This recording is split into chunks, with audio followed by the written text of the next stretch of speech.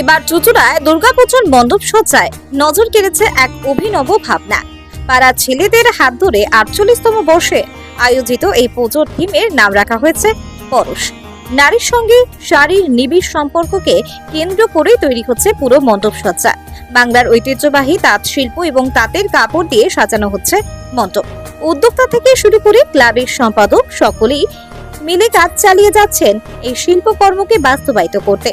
মূল শিল্পী তথা ক্লাবের সম্পাদক শোভন দাস জানান, তাঁতের কাপড়ের মাধ্যমে আমরা ফুটিয়ে তুলতে চাইছি নারীর সঙ্গে কাপড়ের অজম্য সম্পর্ক। এর মধ্যে থাকবে আমাদের থিমের মূল বক্তব্য। তিনি আরো জানান, মণ্ডপ সজ্জার সঙ্গে যুক্ত হবে এক বিশেষ সুবাস। সেই সুবাসিস গন্ধ দর্শনার্থীদের কাছে তৈরি করবে এক নতুন অভিজ্ঞতা, যা এই পুজোকে করবে অন্যরকম। ক্লাবের আরেক সদস্য সৌমিক নন্দী বলেন, প্রায় 2 মাস ধরে 4-5 জন শিল্পী নির্লস পরিশ্রম করে যাচ্ছেন। চতুর্থী থেকে মণ্ডপ দর্শনার্থীদের জন্য উন্মুক্ত করা হবে। তিনি আরো জানান, এবছর প্রতিমা নির্মাণ করছেন তারকেশ্বর বিশিষ্ট শিল্পী সায়ক পাখিরা। আনুমানিক 10 লক্ষ টাকার বাজেটে আয়োজিত এই পুজোয় মণ্ডপ সজ্জা এবং প্রতিমা দুটোই দর্শকদের জন্য এক বিশেষ আকর্ষণ হয়ে উঠবে বলে আশা করছে চুঁচুড়ার এই ক্লাব। চুঁচুড়া থেকে আদের রিপোর্ট, আমার কলকাতা নিউজ।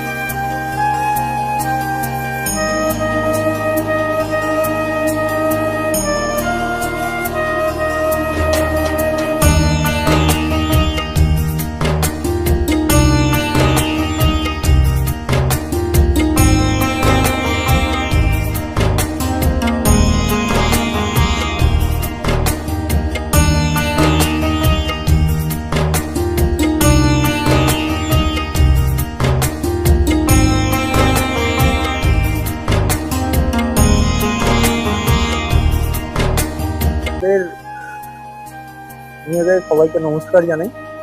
আমাদের মার্কন্ডগুলি সার্বজনীন দুর্গোৎসব সমিতি এবার 48 বছর। তো সেই চিন্তা ভাবনা বসে বসে আড্ডা দিতেই তো চিন্তা, আর কিছু নয়। থিমের নাম আমাদের পরশ। তো পরশ মানে নারী শরীরে শাড়ির ছোঁয়া, সেইটা আমরা আমাদের প্যান্ডেলে তুলে ধরেছি। পুরোটাই প্যান্ডেল আপনারা দেখতে পাচ্ছেন যে পুরোটাই কাপড় দিয়ে, ঠিক আছে, কাপড় কেটে কেটে কেটে কেটে তৈরি করা। আর আমাদের ঠাকুরটাও সেই চিঠিতেই একটা করা। তো আশা করা যাক সবার ভালো লাগবে।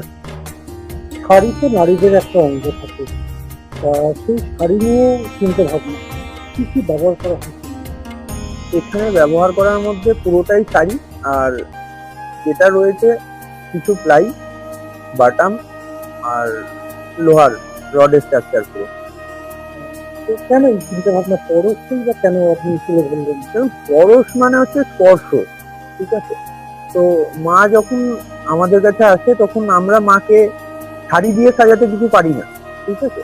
তো মা সেজে ওঠে কিন্তু প্যান্ডেলের ব্যাপারে।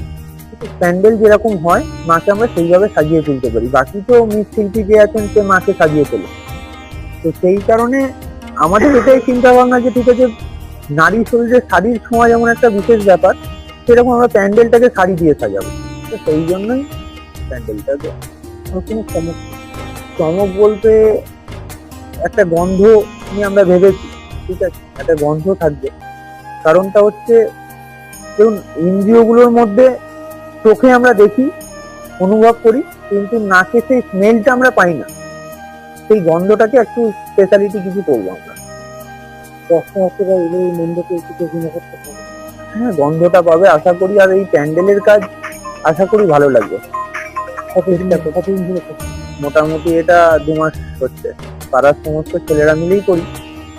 আর আমাদের কোনো বাইরে থেকে কোনো আর্টিস্ট বা কিছু কেউ নেই, পাড়ার ছেলেরা মিলেই করি। শুধু সায়ন পাখিরা উনিই করেছেন আমাদের ঠাকুরটা, ব্যাস। এর বাইরে আর কোনো কেউ ইনভলভ নেই। কতদিন শিল্পী করে? শিল্পী সবাই ছুটে ছুটে শিল্পী। আমার সঙ্গে মোটামুটি 7-8 জন তো রয়েছেই। কতদিন ধরে চলছে? মাস 2 তো হলো। মাস 2। প্রতি মাস নতুন প্রতিমার সময় নতুনত্ব, এটা তো আপনারা দেখতেই পাবেন। হয়তো এই অবস্থায় ঠাকুরটা আমরা পুরোটা দেখাতে পারছি না, কাজ হচ্ছে। তো আশা করা যায় ভালো লাগবে। একটু কিছু গোপনীয় থাকুক। হ্যাঁ, এটা আমাদের পাড়ারই সেক্রেটারি কাম শিল্পী, আমাদের এবছরের যিনি কাজ করছেন শোভন দাস, তার হাত ধরেই এই আমাদের পরশটা তৈরি হচ্ছে। এখানে বাংলার কাপড়, তাঁত, ঢাকাই জামদানি, ছাপা শাড়ি, সবকিছু কাপড়ের ছোঁয়াই পাবেন। মানে কততম বস্তু? এবছর আমাদের 48তম বর্ষ। তা মানুষের কাছে কি থাকবে চমক যদি একটু বলেন? মানুষের কাছে চমক এবারে পরশ, নারীর সঙ্গে যে শাড়ির স্পর্শ বা টান, সেটা আমরা প্যান্ডেলে দেখতে পাবো। তার সাথে আমাদের একটি গন্ধ, যেটা আকর্ষণীয়, একটা নতুন একটা আকর্ষণ থাকবে, এবং আলোর কিছু জিনিস থাকবে, যেটা মানুষদের ভালো লাগবে। প্রতিমা দেখা যাচ্ছে যে এসে গেছে মণ্ডপে, প্রতিমা কোনো কিছু বিশেষ করতে পারছে? প্রতিমা আমাদের তৈরি করেছেন তারকেশ্বরের সায়ন পাখিরা শিল্পী। তিনি খুবই ভালো করেছেন। এবার মানুষজন দেখুক, দেখে বলবেন কেমন হয়। আনুমানিক বাজেট কত? আমাদের আনুমানিক বাজেট 10 লাখ। কবে থেকে উন্মুক্ত করে দেওয়া হবে? 26শে সেপ্টেম্বর, চতুর্থী। কি বার্তা দেবেন দর্শনার্থীদের, আপনাদের উদ্দেশ্য হিসেবে কি বার্তা দেবেন?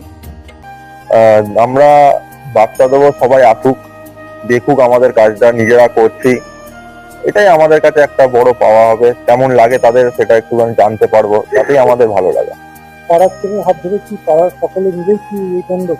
একদম পাড়ার ছেলের হাত ধরেই আমাদের এই মণ্ডপ তৈরি করা। সবাই যাতে মানে জিনিসটাকে দেখে বলুক যে কেমন হয়েছে বা না হয়েছে, সেটা আমাদের। কতদিন ধরে কাজ করছে? প্রায় 2 মাস। কতজন কাজ করছে? 5-6 জন।